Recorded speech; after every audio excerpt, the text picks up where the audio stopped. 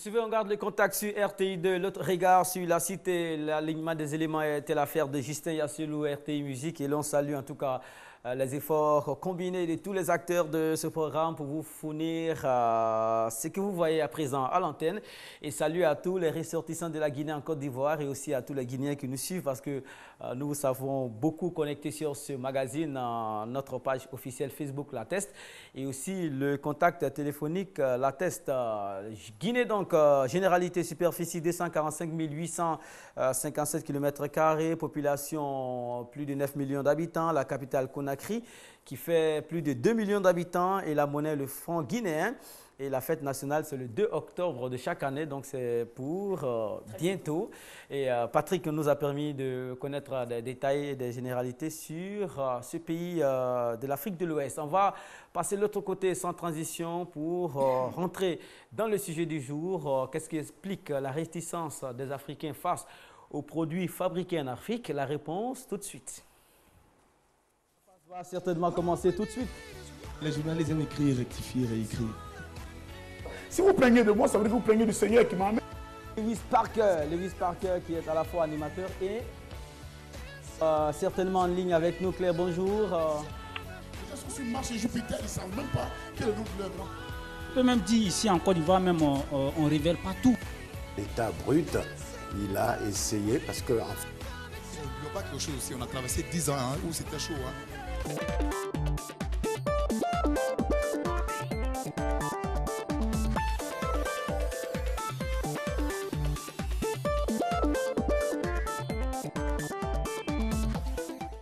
Les produits sur le continent africain ne sont pas consommés généralement par les Africains, dans la mesure où certains Africains considèrent que ces produits ne sont pas de bonne qualité et que les produits qui viennent d'ailleurs sont ceux-là même qu'il faut consommer en fait.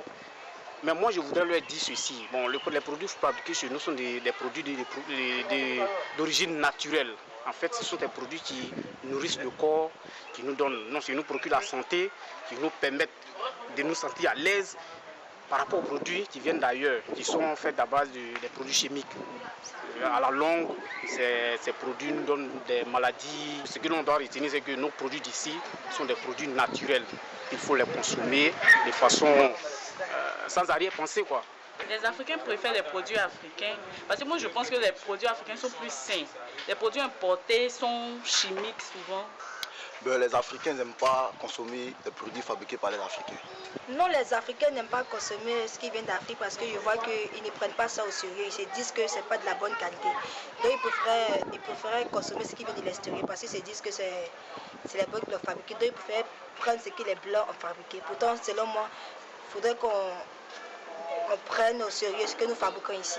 Les produits fabriqués par les Africains n'ont pas une promotion, en tout cas, qui est faite de par les Africains pour que la population, les consommateurs africains puissent connaître ces produits-là.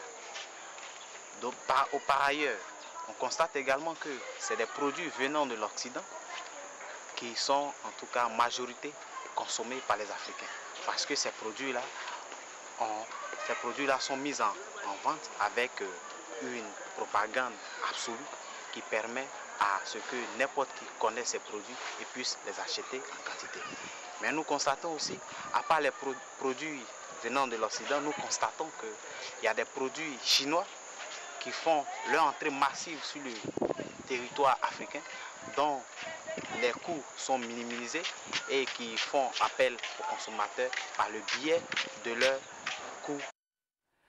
Voilà, www.facebook.com/on garde le contact. La première réaction sur notre page ici, à notre niveau, c'est Jodelle Clémence. Elle est artiste, chanteuse ici en Côte d'Ivoire. Elle dit ceci, à mon avis, c'est parce que leur mentalité leur fait croire que tout ce qui vient d'Afrique est médiocre. Pourtant, c'est faux et ça, c'est très dangereux pour le développement de notre continent. Croyons en nous-mêmes. Une autre réaction de M. Konaté Noufou. Il dit que les Africains sont réticents face aux produits fabriqués en Afrique, tout simplement parce qu'ils pensent que tout ce qui est de l'Occident est du vrai et cela a affecté notre mentalité et les Blancs viennent prendre nos produits ici pour aller chez eux et nous font croire que tout ce qui est de l'Afrique est sans valeur alors que toutes leurs matières premières viennent d'ici et c'est vraiment dommage quand je vois tout cela. Bon, il y a 2 points qui sont très intéressants lorsque nous avons les différentes réactions. Il y a le problème de qualité et aussi le problème de mentalité. On va s'arrêter un peu sur la qualité. Est-ce que nos produits se sont toujours montrés intéressants à être utilisés? Seydina. Ouais. Aujourd'hui, Seydina ne va pas accuser l'étranger, Seydina ne va pas accuser l'extérieur. Je pense qu'aujourd'hui, c'est les Africains qui doivent avoir une période de prise de conscience. Voilà. Parce que l'Africain doit comprendre que ce qui est naturel, puisque l'homme lui-même est naturel, ce qui est naturel, c'est ce qui est positif. Alors, quand je vais à l'abattoir ici, à Port-Boué, j'ai le temps, j'ai l'attitude, l'opportunité de voir les pieds de bœuf, etc. Mais quand les gens importent les pattes de bœuf, les queues de bœuf, des trucs comme ça, on ne sait même pas de quel bœuf il s'agit. Est-ce que vous comprenez? On ne sait pas de quoi il s'agit. Et les gens ils vont acheter parce que, tout comme l'habillement, l'Africain pense que c'est quand il y a quelque chose... Sans dénigrer les pâtes de bœuf, les au contraire, on aime les pâtes de bœuf sont ici. Je veux dire quoi? Je veux dire que les gens pensent que s'il y a un objet de l'étranger dans mon assiette, c'est ce qui fait de moi une personnalité. C'est ça qui est le problème. Il faut que cette mentalité change. C'est pour ça qu'aujourd'hui, on a plein de maladies. On a plein de maladies qu'on n'avait pas avant. On va détailler tout cela. On va au Bénin retrouver Madame Eliade. Madame, bonjour, bienvenue. Bon, madame, vous nous appelez du Bénin? Oui. D'accord. Vous faites le même constat? Moi, je veux dire, si les Africains réfléchissent bien, les matières, vous voyez par exemple la beurre de qualité là. Oui. Les Blancs viennent chercher ça ici, la pharmacie vient chercher les fruits, le bois du Gabon, le bois du Bénin. On envoie les meilleurs bois et on nous livre les bois qui ne sont pas bien dans nos pays.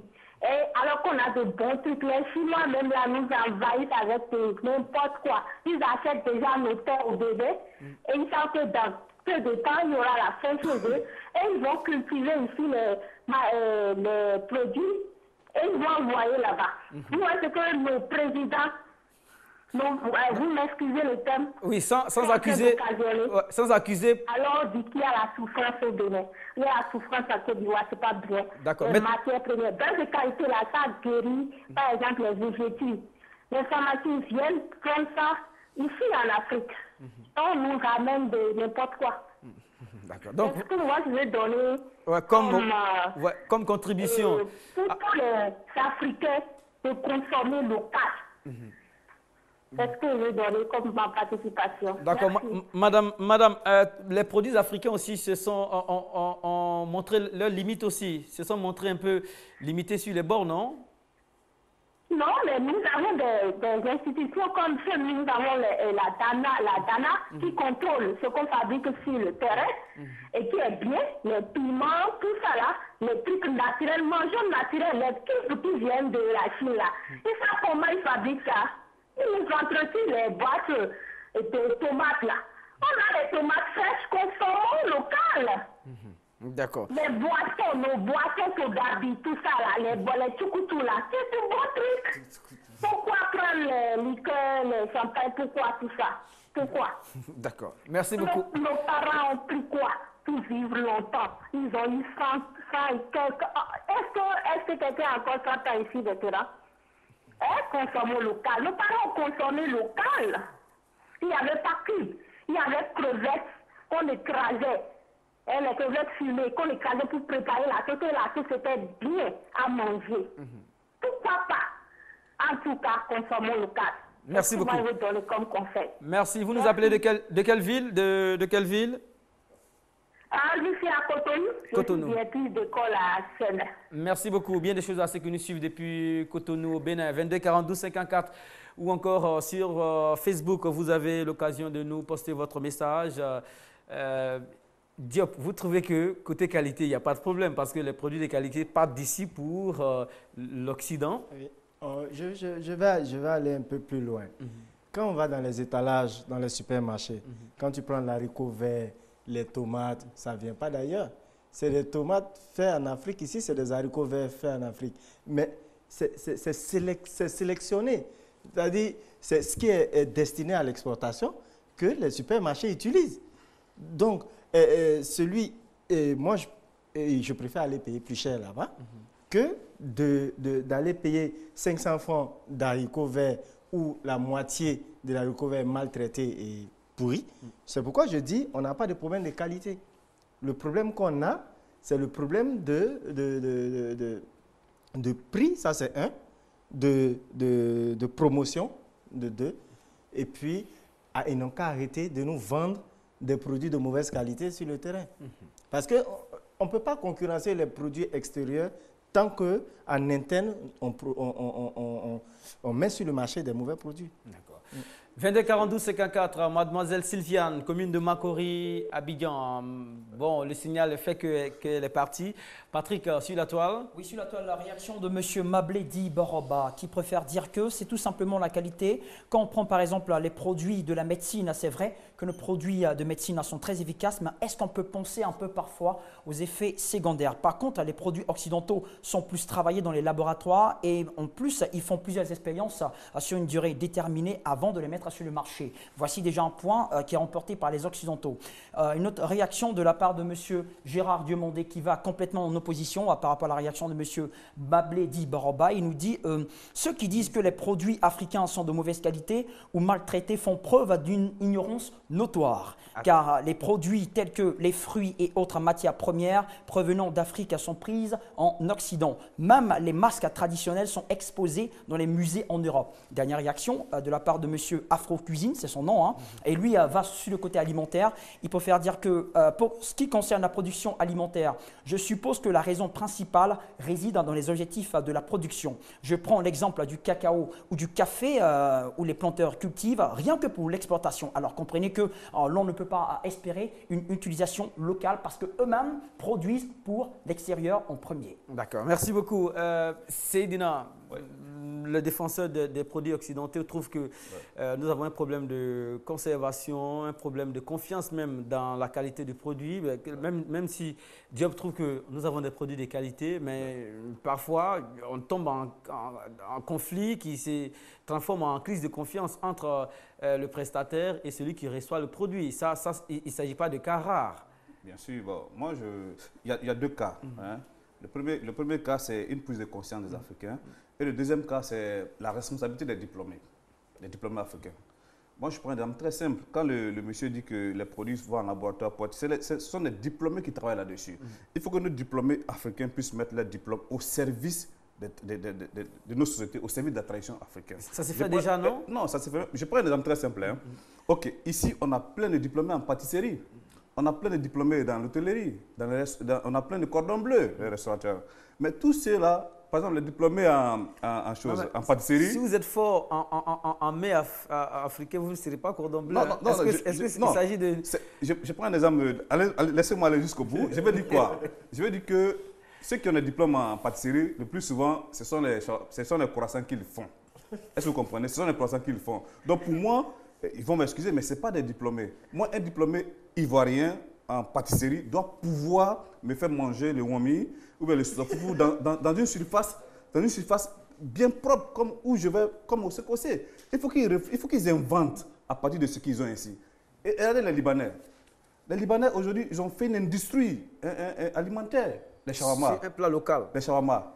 Les shawarma, c'est quoi? Les shawarma, c'est un plat traditionnel turc qui ne vaut rien en Turquie. Mais aujourd'hui, ici, c'est un truc de luxe.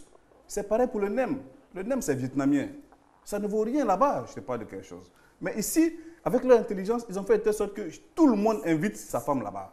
Est-ce que vous comprenez? Alors pourquoi nous, on a tout ici? On a haricots ici, on a les sauces fourfourou ici, on a les wami ici, on a les guédegba ici, on a tout ça. Et puis on a des diplômés en pâtisserie. Mais là, il y a quelque chose qui ne va pas. Quelque chose ne va pas. Donc les gens vont aller prendre ce qu'ils trouvent dans les surfaces bien fait. C'est tout à fait normal. Il faut que nos diplômés puissent prendre les responsabilités dans ce genre de trucs pour qu'on puisse se développer. Des idées, hein, des guédegba, des momies, tout ça. Des guédegba de luxe. Justement, c'est clair, je rejoins Seydina parce qu'il y a la présentation aussi du produit. Ouais, le produit, c'est comme quand tu vas dans un endroit où il y a le clim, tout est vitré, tout et tout, les prix augmentent. Parce que déjà, le cadre même donne envie. Et très souvent, nos produits ici, on ne crée pas de cadre autour. C'est pourquoi je dis la promotion et la visibilité, il n'y a pas assez de poigne là-dessus. Et l'autre chose, c'est le prix. Imaginons la Côte d'Ivoire est numéro 1 en cacao. Combien de personnes mangent le chocolat? Laissons tomber même le chocolat. Laissons tomber le chocolat. Je veux dire quoi? En ce qui concerne le cacao, il faut que nos diplômés toujours puissent réfléchir. C'est pas le chocolat, ça ne rassasie pas, ça c'est clair. Mais à partir de là, on peut créer de l'huile, on peut créer plein de choses, on peut créer du sel, on peut créer les trucs qu'on met dans les sauces. Il y a beaucoup de choses dans le cacao. D'accord. On ira à Diaké. On va aller à Diaké rapidement trouver M. Kofi qui est en attente depuis au standard. M. Kofi, bienvenue. Oui, bonjour. Bonjour, monsieur. Oui, oui. D'accord. J'appelle d'Adiaké. Hein. Oui, à Diaké, oui. Oui, c'est juste pour dire non, que c'est vrai que nos produits traditionnels sont même. Au fait, c'est le prix. Voilà, la plupart de ceux qui font ces produits-là visent plutôt les Européens, visent plutôt ceux qui sont dans le luxe. Voilà, au lieu de chercher, par exemple, pour ceux qui sont au bas de l'échelle, qui. Bon, vous voyez donc. Donnez-nous un exemple concret, M. Kofi, de prix qui soit un obstacle. Je prends l'exemple de celui qui a parlé des Romis, par exemple. Voilà, Romis, par exemple. Est-ce que vous pensez que quelqu'un va pouvoir faire ces Romis-là et mettre ça à la climatisation, par exemple? Tout en rappelant que le Romis, il s'agit de beignets faits à base de mil. Voilà. Voilà. Est-ce que quelqu'un aura le courage, par exemple, de faire, par exemple, un restaurant et de proposer ça à la clientèle? Vous voyez? Est-ce que la plupart de ceux qui vont manger là-bas vont vouloir manger ça, par exemple? C'est pas possible. Mais ce que je voulais dire aux frères. Le monsieur a beau vouloir, mais est-ce qu'il aura des clients? Bien. Pourquoi on a des commerciaux? C'est pas en général des diplômés. Pourquoi on a des commerciaux? Pourquoi on a des gens de en marketing et autres? On a eu des expériences ici, pardonnez, hein, le foutou en poudre, le bon foutou par exemple, ça n'a pas prospéré. La sauce graine en boîte de conserve. Je ne suis pas sûr que ça ait prospéré. C'est-à-dire que l'Africain... Il est encore là, il est encore... Oui, M. Kofi? Oui, oui. Allez-y. L'exemple que vous avez donné, par exemple, le foutou avec... Je suis allé au Ghana et j'ai fait le constat. C'est-à-dire que, bon, au Ghana, bon, on en trouve. Ça a du succès au Ghana? Il y a des gens qui en mangent, on en trouve suffisamment. Voilà. Les Ghanéens en font et tout le monde en mange. Voilà, pourquoi ne pas proposer ça, par exemple, partout, dans les restaurants, dans les trucs? Ça a commencé ici, mais ça n'a pas prospéré. C'est ce que je dis. Ce sont ces raisons qu'on cherche ça. C'est ce que je dis. Il faut que les diplômés, aujourd'hui, là, on a des jeunes gens qui finissent des diplômes, ils ont des BTS en communication, ils ont des BTS dans tout, hein, en marketing et autres. Il faut que les Africains se mettent ensemble. Il faut qu'ils se mettent ensemble. Mais est-ce que les consommateurs suivent? Parce que le cas, par exemple, de Bon Foutou, qui n'a pas marché ici, mais ailleurs, ça marche, par exemple. Je disais ça tout de suite. C'est une question de promotion et de réseau de distribution. Déjà, on a fait le Bon Foutou. Mais on a fait la promotion pendant combien de temps? Attends, vous vous souvenez de Yahoo Vigor? Attention. Non, ce n'est pas un mauvais exemple que je vais donner. Le Yahoo Vigor, par exemple, excusez-moi de dire les noms, mais à l'époque, il y avait un matraquage médiatique là-dessus, de telle sorte que tout le monde voulait déguster ça. Mais pourquoi on ne fait pas ça pour nos produits? Et puis, après, on te sort même le beurre de karité. Quand on sort une pommade bien couverte, tout ça, pour la consommation africaine, c'est au-dessus des moyens des Africains. Entre nous, il y a combien de personnes qui consomment plus de 1000 francs? Il y a quelque chose que moi je veux... C'est-à-dire que les prix, il faut que les gens se disent que les produits africains ne sont pas chers. Hein. Les Africains même sont... Non, je viens. Les Africains sont les seuls peuples qui dépensent le plus au monde. Inutilement. Je m'explique. Parmi nous ici, il y a des gens qui ont des portables qui coûtent à 300 000 francs. Mais ils ne peuvent même pas rentrer dans toutes les fonctions des portables. Il y a des gens qui ont des grandes télévisions chez eux. Il y a des gens qui roulent dans de grosses voitures. C'est des dépenses inutiles que les Blancs eux-mêmes ne le font pas. Eux-mêmes qui fabriquent. Ils déversent ça tout ici. Alors pourquoi on ne trouve pas ça cher? On ne trouve pas ça cher. Mais alors quand il y a un produit ivoirien ici qui est un peu cher, on dit non, que le produit est cher. Non, on n'est pas d'accord. Quand ça vient d'ailleurs que c'est cher, tout le monde est content. Mais quand c'est d'ici que c'est cher, tout le monde n'est pas content. Si j'ai un palmier dans mon village, je sais qu'avoir l'huile dans mon village, c'est à 0 francs et que je dois payer une bouteille d'huile du Nord à plus de 2000, il y a un problème. D'accord. On a tout avec Diop. À la Riviera, dernière intervention au téléphone, M. Oussou est à la Riviera. Il souhaiterait apporter sa contribution à ce plateau. Oussou, bienvenue. Oui, bonjour. Voilà, on rappelle que vous avez passé un temps au standard. Veuillez nous en excuser, on vous écoute maintenant. Il n'y a pas de souci. Ce que je voudrais dire, c'est que les produits africains ne sont pas très prisés. Ils ne sont pas très prisés chez nous, juste tout simplement parce qu'il n'y a pas une nette amélioration au niveau de l'hygiène. Au niveau de l'hygiène. Donc, qualité. Oui, au niveau de l'hygiène. Donc, la qualité, je veux parler là de la qualité sur le terrain. Et ce que je voudrais dire, il faut qu'il y ait une prise de conscience et que même si la vie est chère, il faut mettre un peu d'eau dans notre vin et pour dire que tout ce qui est de qualité coûte cher. Et que si nous devons consommer, nous devons y mettre les sous pour pouvoir avoir la qualité et pour bien se nourrir. D'accord. Alors, parce qu'on a tout chez nous ici. C'est ce que je voudrais dire. D'accord. Merci beaucoup. Seydina dit qu'il n'est pas d'accord, mais on aura l'occasion de mettre tout ça au clair. Hein. Demain, on va s'intéresser au comment. Comment faire pour intéresser le grand public. Donc, les réactions doivent pleuvoir sur notre page officielle. On marque une pause pour vous présenter le film du soir sur RTI de Un cœur de famille. C'est un film qui vous sera proposé à partir de 20h en temps universel. Et tout de suite, on aura l'occasion de faire une découverte. Après Philippe Emigwale, le noir, père de l'Internet, à côté de Morgan Garrett, également le père des furticuleurs du masque à gaz. Seydina nous a fait une découverte encore. Elle se nomme Sandrine Ngalula Mbwenga. Elle est la maman de la voiture hybride. Elle est africaine. Elle fait des merveilles aux États-Unis. Tout de suite, on se voit.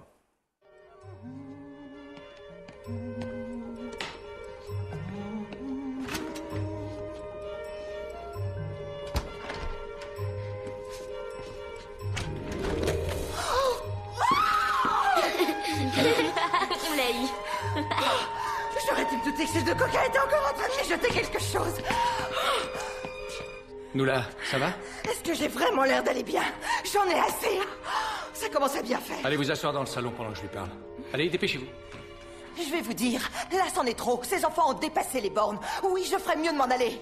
On en reparlera demain, ça vaut mieux. Non, Noula, je crois que vous n'avez pas bien saisi. En réalité, je vais devoir me séparer de vous.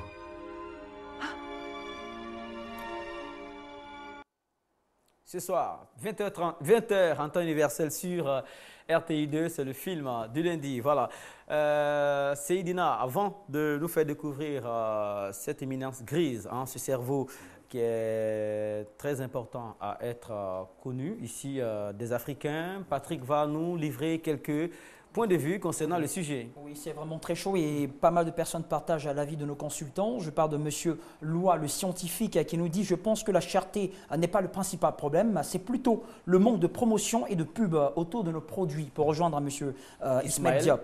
Nous avons la réaction de M. Christian Yapi qui nous dit « Selon moi, les produits africains ne sont pas traités et sont de mauvaise qualité, ce qui pousse les populations à acheter les produits occidentaux. » Et Ismaël dit que les produits sont de qualité, mais destinés à l'exportation. Voilà. Et lui, il trouve que les produits ne sont pas de bonne qualité. Monsieur Franck, Érotique, nous dit « Généralement, les produits africains sont de mauvaise qualité. C'est un facteur essentiel qui entraîne ce manque de confiance en ces fabrications africaines et nous pousse à utiliser celles des Européens. » Dernière réaction de Gigi le Silencieux qui nous dit « C'est parce que les Africains, en particulier l'Ivoirien, n'est pas assez fier de lui-même. Si nous-mêmes achetons pas nos propres produits, qui ferait notre publicité? C'est vraiment dommage. » D'accord, voilà. Et l'autre qui s'appelle Franck Érotique. Érotique, oui. Bon, et en plus, le nom est très long. Hein. Je préfère abréger. D'accord. Seydina, la dernière case vous appartient. Aujourd'hui, vous allez nous présenter une dame du nom de Sandrine Ngalula. Sandrine Ngalula, elle est ingénieure de nationalité congolaise, mariée, mère de 2 enfants. Elle est, en 2005, elle a obtenu un grand diplôme de génie électrique à Toledo. Et elle, c'est la seule noire à obtenir ce diplôme-là. Elle a été même félicitée même par le gouverneur comment on appelle ça, par le sénateur de Oyo. Maintenant, elle a inventé un véhicule hybride, un véhicule qui fonctionne avec des piles, un véhicule électrique. Et elle a inventé aussi des stations pour pouvoir alimenter ces véhicules-là. Donc, elle est très jeune, elle n'a pas 40 ans, elle est très jeune. C'est une grande savante, c'est une génie qu'on souhaiterait quand même... L'équipe a lancé la recherche, elle était en interview sur une chaîne de radio et on a pris l'occasion au bon et on l'écoute maintenant. Bonjour Fina. Alors vous intervenez de l'État de l'Ohio aux États-Unis. Alors ce n'est pas la première fois que nous vous avions dans cette émission, la vie des Congolais à l'étranger. Nous avions eu une première fois, c'est pour quelque chose de très particulier ou de louable on va dire, que vous aviez eu à créer. C'était une voiture qui roule à l'hydrogène. Oui, en effet, Tina. Merci beaucoup de me recevoir encore une fois aujourd'hui. Voilà, alors pour peut-être nos auditeurs qui n'ont pas eu l'occasion de vous écouter la dernière fois, je crois que c'était en 2009 que vous aviez créé cette voiture qui roule à l'hydrogène. Est-ce que vous pouvez nous expliquer en quoi cela consiste?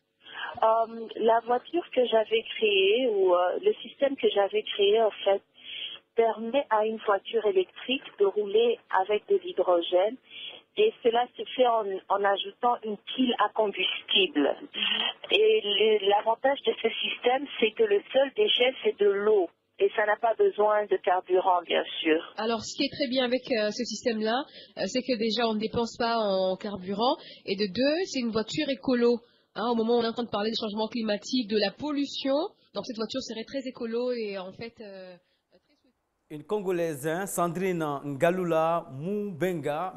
Seydina, le verre est encore dans le fruit. C'est vrai que vous nous présentez des exemples, des modèles africains qui aident l'humanité à aller de l'avant, mais ces cerveaux ne sont généralement pas en Afrique. Celle-là, par exemple, elle est aux États-Unis. Bien sûr, parce que, comme on le dit tout ainsi, c'est une question de volonté politique. C'est des gens qui veulent franchement être en Afrique ici. Elle-même, déjà, il faut que je le dise, elle a commencé à mettre même son génie au service du Congo. Parce qu'elle a déjà commencé à électrifier des villages au Congo, déjà. Est-ce que vous comprenez? Donc, je pense qu'il y a la volonté politique, ces gens-là peuvent venir ici. Mais il y en a plein aussi sur place ici. Il y a beaucoup d'inventeurs africains, savants africains que je connais sur place ici. Avec le temps, on va les démontrer. L'émission réalisée par Fatou Koulibaly et bravo, big up à toute l'équipe qui a travaillé autour d'elle pour que vous ayez ces résultats. On vous invite en tout cas à 20h30, à 20h en temps universel. Pourquoi 20h30? 20h pour le film du soir. Et demain, à partir de 13h15, la suite du sujet, c'est comment intéresser les Africains aux produits fabriqués ici en Afrique. La signature, vous la connaissez. Dans la vie, lorsque la route vous manque, tracez-la vous-même. Au revoir et à demain, même heure.